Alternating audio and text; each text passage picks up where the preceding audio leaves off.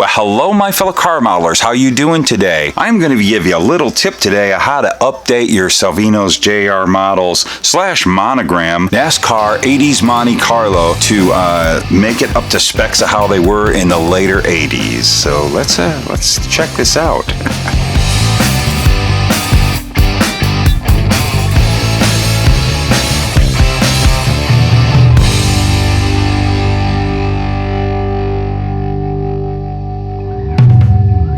Alrighty then, so you can see the wheel wells right off the bat, the differences. And here we've got an untouched body. This is an Aero Coupe, another Aero Coupe. This is an old vintage Aero Coupe.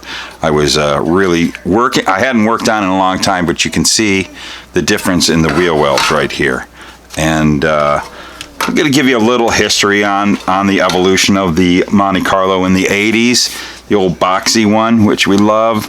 You can see I'm doing a whole lot of updating on this thing. I kind of probably, I don't know how many years ago, I just busted this out. It's really, really rough, but I was really getting into a lot of things that we're not going to get into everything, but you can see I was filling the door seams and wanting to tighten everything up. They were really getting very refined by the late 80s, and here's one that I'm going to begin on pretty soon. Anyways, we are going to just go over mainly the front wheel wells here. There's a couple other things you can see. I was working on the A-pillars, making them a little more smoothed out the way they were. This car I was doing to depict a car that would have ran at the 1989 Daytona 500. You're watching the Luka Cee channel on YouTube. Well, back a little bit, we're going to talk a little bit about the evolution of constructing these cars back in the 80s. When the Monte Carlo showed up about 81, at that point in time, most of the sheet metal on those cars were stock. They do a little bit of flaring. Sometimes they just would have the stock fenders and do a little bubble flaring. Then they started working on just doing some slices on the stock sheet metal and bringing out that swoop we got. Pretty much it, but majority of the body was stock sheet metal at the time. And as you can see, I've got the stock street version of the Monte Carlo, and you can see how that wheel well kind of kicks, even the rear wheel well, but how that shape is where it just kind of slides back, and they kept that and emulated the street stock car back in the early days. Not so much in the rear, but they did in the front. They wanted to emulate as much of the car that you had on the street back in those days, so they kept that shape, and it was already in the sheet metal they were using. By the late 80s, a lot of the body panels were totally fabricated. They started bringing in the English wheel, and even how Monogram depicted cars as they updated them, turning into the Aero Coupe Monte Carlo, they kind of left out and kept this look right here that was from the earlier 80s. But the cars were starting to get more sheet metal work done. It would even come in more into the door. You wouldn't see the door lines anymore, and this swoop actually would come back. These swoops would feather and be more smoother, especially on the super speedway cars mostly, just to keep those aerodynamics as smooth as possible on this boxy hunka. Anyways, boy, it made for a beautiful car. But by 1989, the Alumina was getting ready to roll out onto the track, but they were still using these Monte Carlos. And only in 89, they started allowing them, NASCAR allowed them to block everything out in the front. That is for another time that, you know, it's pretty self-explanatory, but maybe I'll do a video on that, on getting this nose all prepared for the 89 specs. So what we're mainly going to talk about is the best way to change the shape from that to that. And they wanted to tighten up the sheet metal around the tires for, again, better aerodynamics. So what I always do is whenever you're at the swap meets, you ever get a chance to buy an old built up of a Monte Carlo or a mess like this, I got tons of bodies like this. I would just grab them because there's my donor sheet metal right there. And what I'd end up doing is, you know, basically cutting a square out, and you can see the work that I did right here. You can see that triangle that was fitted from another body. So I can retain just a bit of that body line right there we'd want to keep, and you can see on the inside a little better where that piece is. It's simple as that. Was that a simple tip? but look, it just changes the look so much. Let's get a chassis over here. But let's just get this in here just so you can see it, how it would look. I mean, isn't that so much better?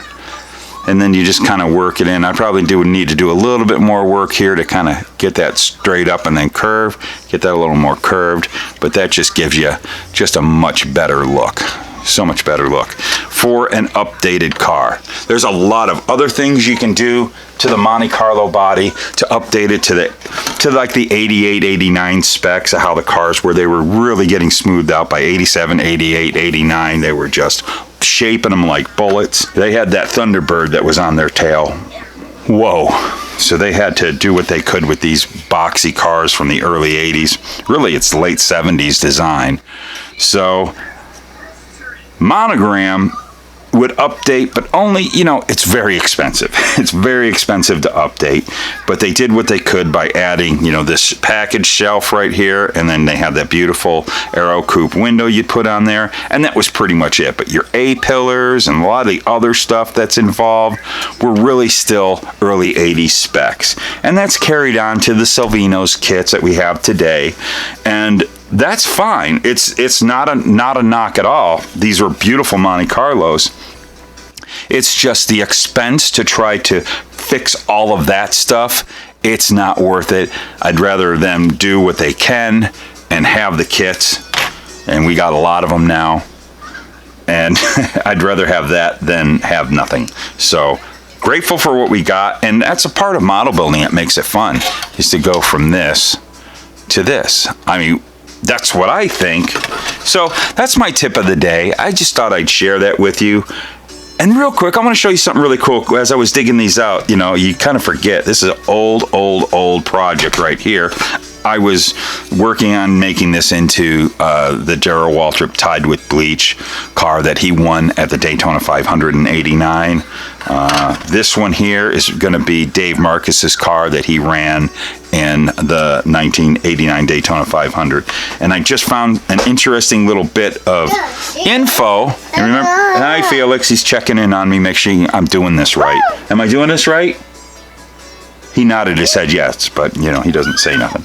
So anyways, the Dave Marcus car, I was watching the Daytona 500 on YouTube. NASCAR just dropped a beautiful version of it that's really clean and easy to watch. I suggest go on to the NASCAR YouTube channel and check it out. It's right there.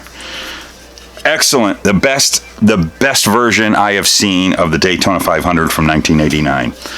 So I saw that a little quick glimpse that Dave Marcus, it looked to me that he was running a Banjo Matthews chassis out of the Ford kit, that rear steer Banjo Matthews chassis. And I'm like, anytime I get a chance or an excuse to put this chassis into one of these, I do. And so I have this chassis. It was already built up. It pops right in. Done videos on these crossovers. And so that's going to be the chassis used. And how I could tell is really getting in there. You see that, we'll pop the chassis back out. You can see how these chassis are so interchangeable. This crossbar right here, on the rear steer Banjo cars, and I believe the Hutchison Pagan cars, very much like this, the bar went across that way. When you look at, and here we've got a Lumina chassis, which depicts a Laughlin chassis, which is the same configuration as what came in these Monte Carlo kits, a Laughlin chassis. You see how that bar goes from there down to there. That usually is the little telltale sign of if it's a front steer or a rear steer car. Not all the time, but most of the time, of who the chassis manufacturer was and probably how that chassis set up. So when you're watching a race and you see a GM car but it has the halo crossbar like that, it's probably one of these chassis in there. So anytime I get an excuse to do that, So I saw that on the Daytona 500 of 1989, and I'm going to build that Dave Marcus car as a rear steer. Blah, blah, blah. But here's something very cool, how much even more so, we've got so much crossover ability. If you get a hold of one of the old Monogram Lumina kits, what I was doing with this Lumina, with very just some work on the where the dashboard goes, I was making this, also adding plastic, I was making this to update the chassis more to the way they were in 1989. And it pops right on over. We got a few bars I've added. Let's get that in there before I break it. But I was putting this Lumina chassis into this older Monte Carlo body. And it pops right in. And look at that, I put all them filler panels in. So I got a little bit more of an updated chassis in that thing, and just something fun to do. Just having fun with this this crazy hobby we have. It's not totally in. Pops up in there. Just something fun to do. That's a little added bonus. You know, you can tell how everything's yellowed and old looking. This project got shelved, I would say, in the late 90s, early O's. It's been a long time when I started that project.